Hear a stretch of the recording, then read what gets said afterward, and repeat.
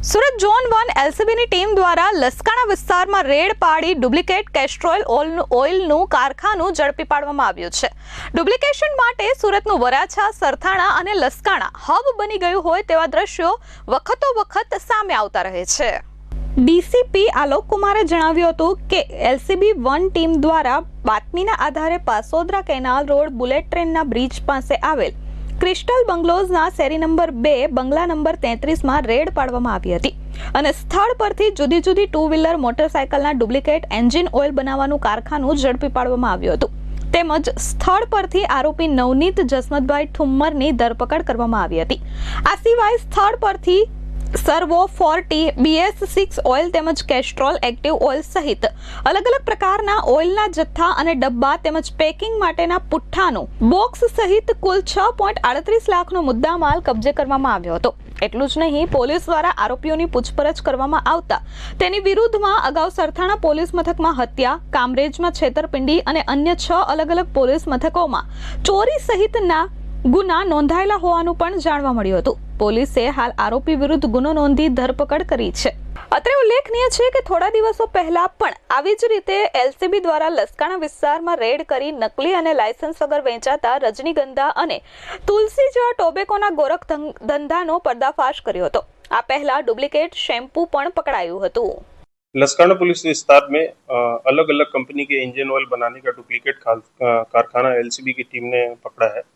इसमें जो engine oil जो मोटरसाइकिल में डाला जाता है वो डुप्लीकेट इंजन ऑयल बना के उस पर डुप्लीकेट बैचिंग लगा के उसको सील पैक करके और मार्केट में बेचा जाता था।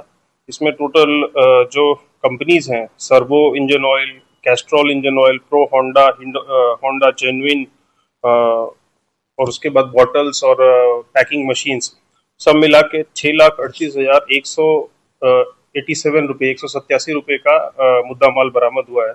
जो आरोपी जो पकड़ा गया है नवनीत भाई जसमत भाई ठुम्मर, ये मूल अमरेली जिले का रहने वाला है।